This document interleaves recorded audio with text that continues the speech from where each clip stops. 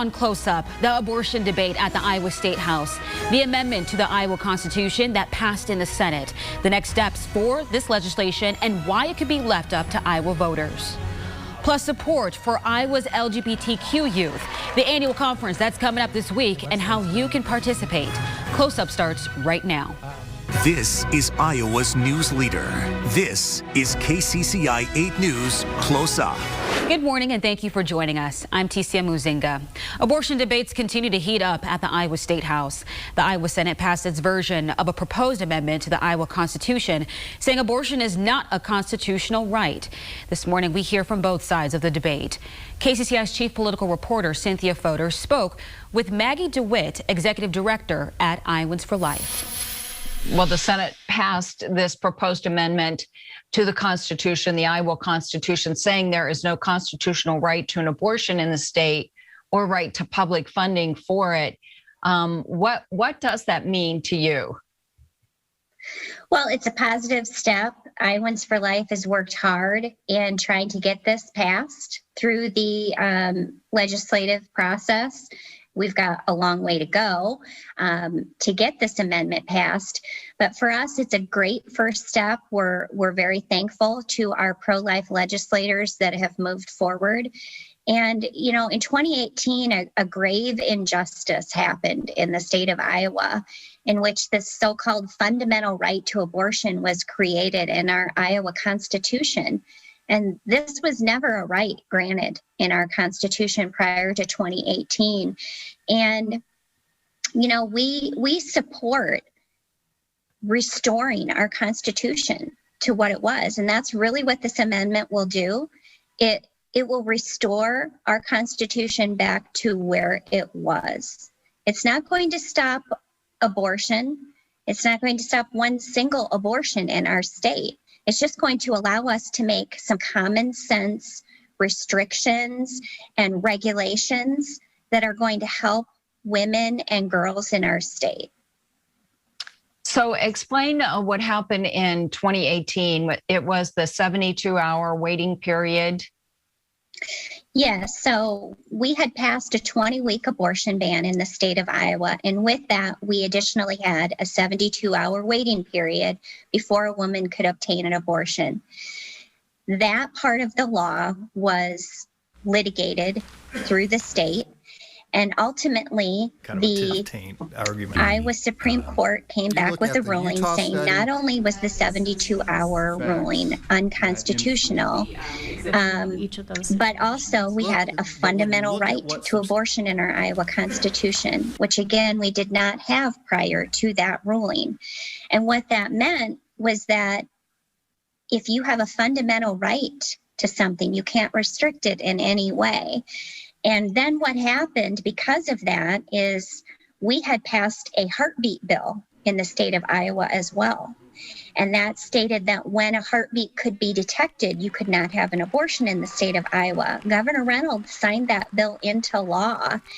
But because of the 72-hour ruling, when that case was litigated, the Polk County District Court ruled that bill unconstitutional based on the 72-hour ruling.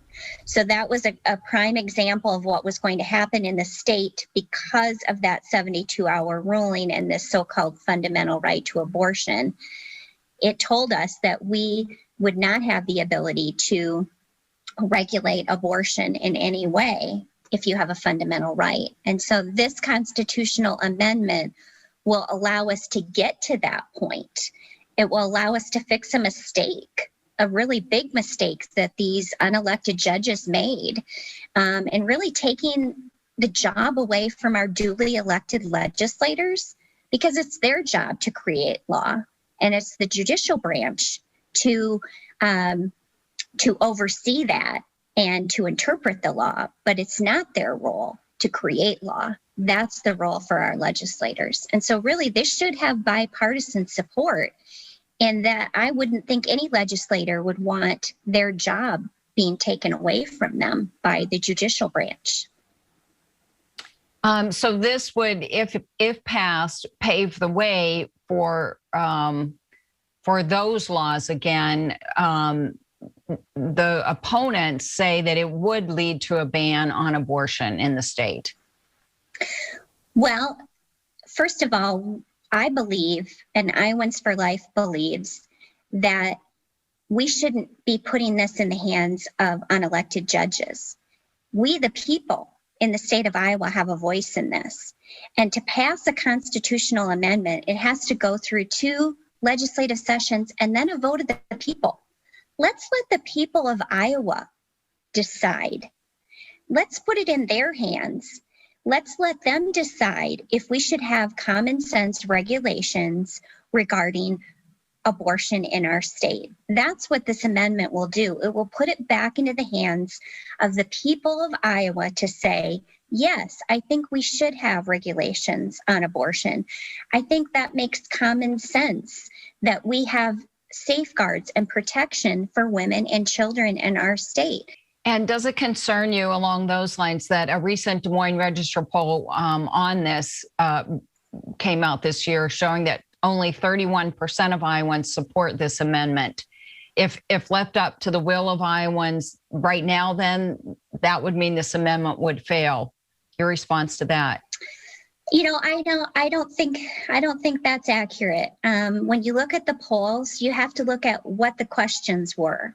And I think the other side has put a campaign of misinformation forward that has been a fear tactic that they've used to get people fearful of this amendment. The bottom line is that this amendment will not stop one single abortion. And I think that the misinformation that has been out there is that this amendment will outlaw abortion in the state of Iowa, which it simply won't do. It's not going to stop one single abortion from happening in our state. Up next, reaction from Planned Parenthood, why they say this amendment will lead to a ban on abortions in Iowa. If you want the job done right the first time,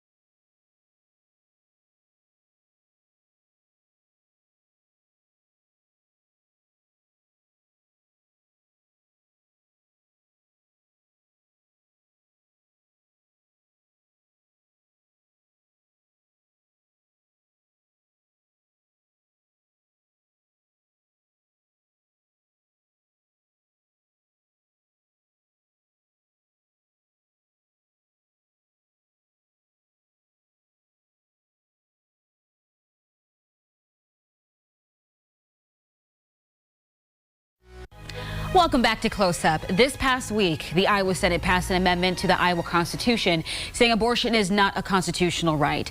We heard from Iowans for Life. Now, KCCI's chief political reporter, Cynthia Fodor, talked with Jamie Burge Elliott, who is an advocate for Planned Parenthood. This proposal yesterday, the proposed constitutional amendment stating there is no right to an abortion in Iowa. We're interested in hearing your reaction to this. Yeah, you know, that this passed the Senate is definitely extreme. It continues to show the extreme nature of this legislature. You know, we know that this constitutional amendment is one of the most, outlandish attacks on Iowans' health and history. The obvious intention here is to find a path to ban safe and legal abortion in Iowa. Supporters of this will call this a neutral measure, right? Saying that it makes the abortion or the Constitution neutral on the topic of abortion. However, putting the the word abortion in the Iowa Constitution does not make it neutral on the matter. We did see very similar situation play out in Tennessee in 2014, right? They brought almost identical language for a constitutional amendment. It passed through Tennessee's process. They sold the measure as a neutral measure. And then in the years following, they've instituted a 6-week abortion ban, which we saw here in Iowa. They instituted a variety of other restrictions on abortion, very similar to what we've seen in Iowa. So there's a playbook here, and the playbook ultimately leads to banning safe and legal abortion. That was going to be my next question. I mean, do you believe this will lead to a ban on abortion in the state? I just talked to the Iowa Right to Life members, and they were saying that this will not stop one abortion in the state.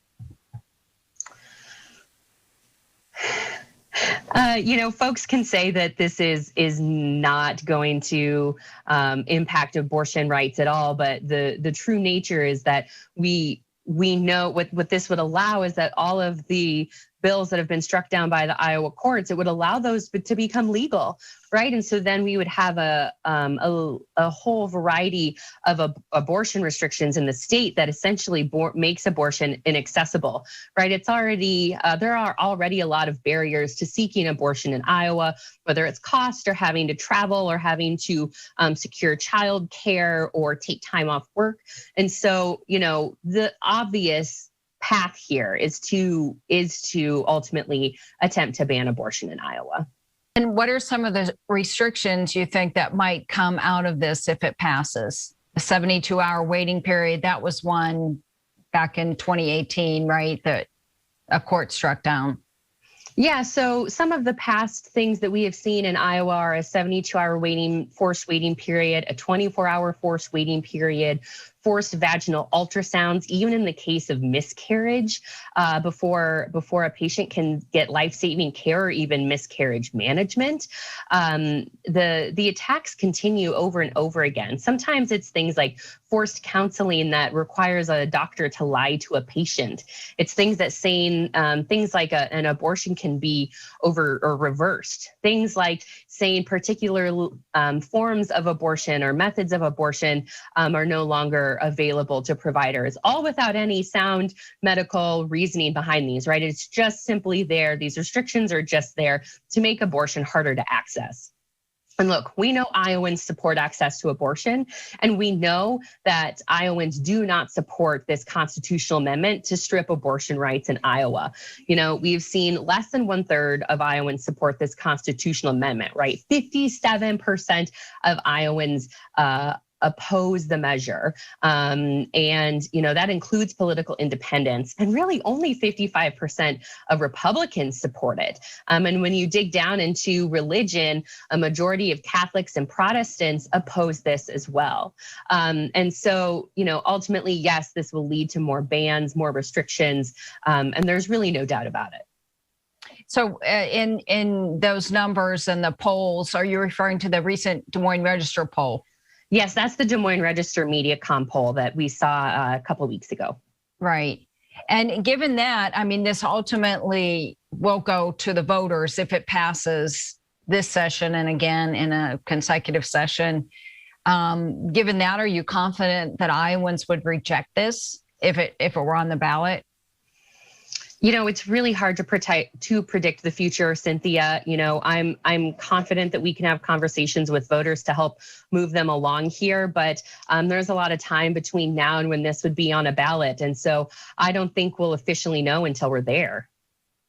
And what about the House? This now goes to the House. The House last year defeated it. It did pass in the Senate last year. What are you hearing from lawmakers? I'm hearing from lawmakers that the House is ready to bring this up again. They're ready to fight for this again. And I know that Planned Parenthood and our supporters will continue to advocate against this measure until session is officially over this year. And do you see any litigation planned on this? Well, this is not eligible to litigation because, and that's why this measure is so extreme and problematic. This particular measure does not need the governor's approval, and it's a constitution. It's an amendment to the Constitution, so it's changing the law upon which a court would try to rule. And so, with constitutional amendments, they're not eligible for litigation in most cases. Next on Close Up, Iowa's LGBTQ youth, the annual conference that's coming up this week. Hear how you can be a part of it. This morning.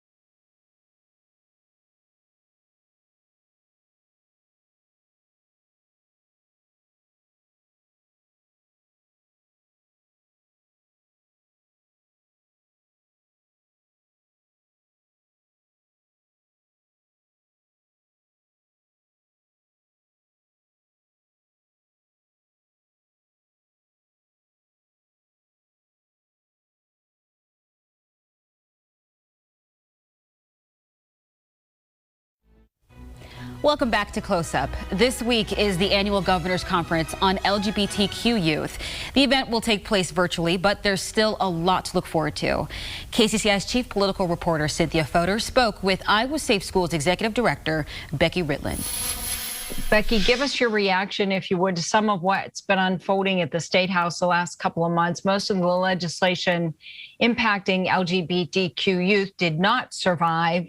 Your response to that, and are you excited to see that, or just cautiously optimistic? I think cautiously optimistic is a great way to classify that. Obviously, we're glad that none of the harmful pieces of legislation that specifically target LGBTQ individuals and even more specifically LGBTQ youth.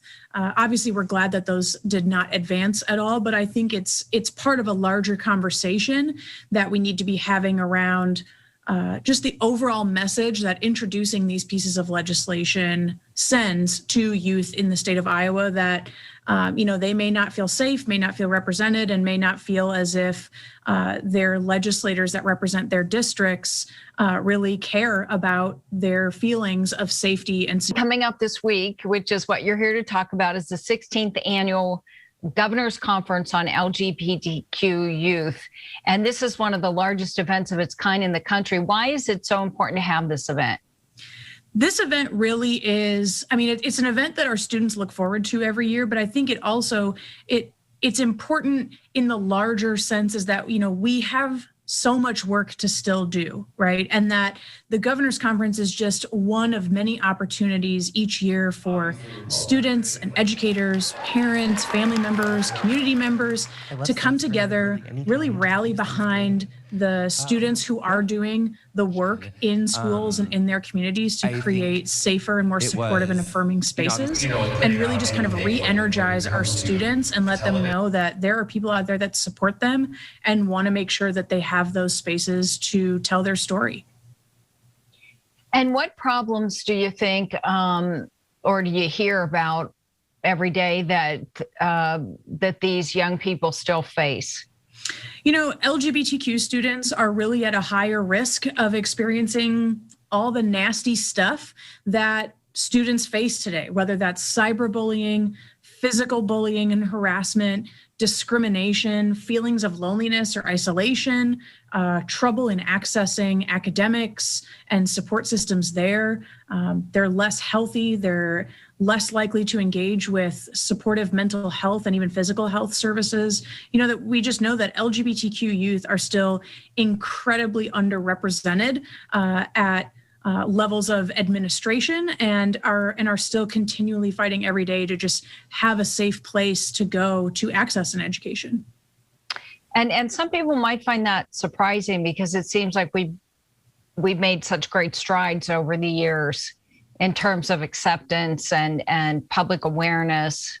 Do you think things have gotten better since the first conference back in 2005? I mean, yeah, absolutely. You know, there's definitely been progress made, right? That we see that, you know, in 2007, we amended the Iowa Civil Rights Code to include sexual orientation and gender identity. And in that same year, we also passed a piece of legislation known as the Iowa Safe Schools Law, which requires all accredited schools in the state of Iowa to have a comprehensive anti-bullying and anti-harassment policy in place for students to access. We also know that, you know, we are coming up on the, or that we just had the anniversary of marriage equality here in the state of Iowa. And that was an incredible accomplishment, you know, being really at the forefront of bringing marriage equality, you know, on a national level to, you know, to our state. But I think it just speaks to a larger issue that marriage equality is fantastic. And you know, and it brought a lot of equality and a lot of great experiences to the LGBTQ community, but that there are still a lot of work to do. You know, we see that over the last 10 years that LGBTQ youth are still experiencing bullying at either the same rate as 10 years ago or actually even higher when it comes to cyberbullying. We'll wrap up our conversation with Iowa State Schools after the break.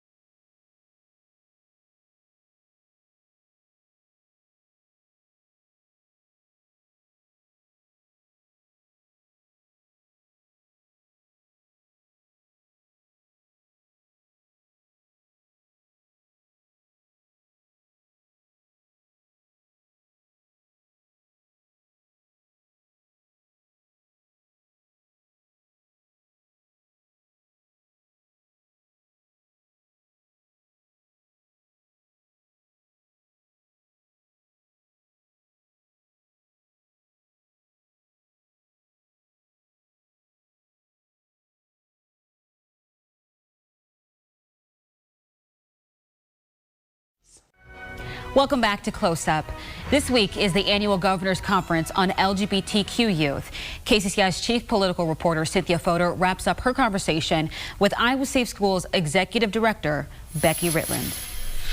What kind of events happen at the conference? In years past, there have been topics, workshops, like healthcare, civil rights, and even drag 101. So Yes. We have a lot of fun too.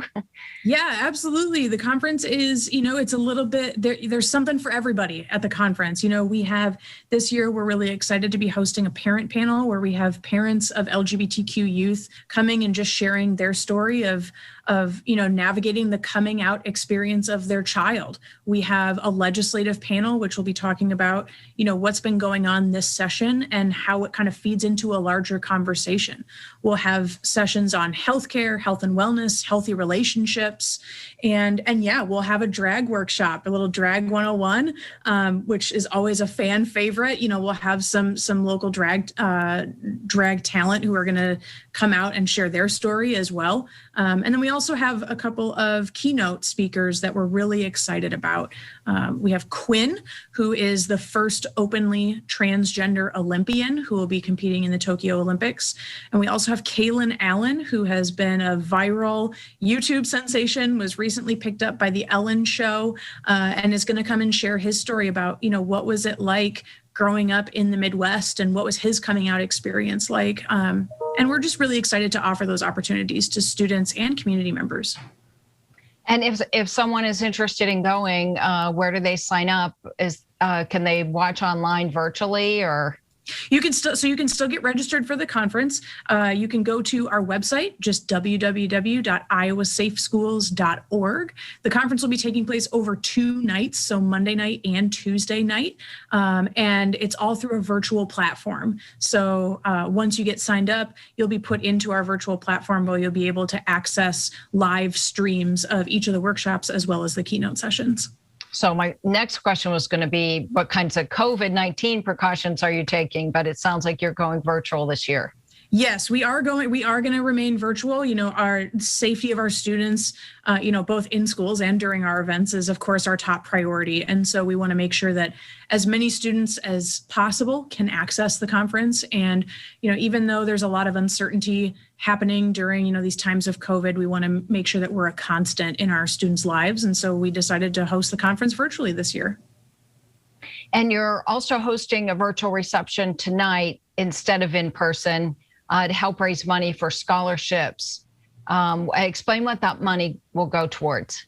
Yeah, the reception the night before is traditionally a cocktail reception, but like everything with COVID, we want to make sure that we are prioritizing the safety of our donors as well as the people who support us in other ways. And so this year we are doing a trivia for the very popular show Schitt's Creek. We're very excited for that, and all of the money raised from raffle tickets, from participating in trivia, to making donations that evening, all of that money goes towards scholarships to help students attend our events throughout the year.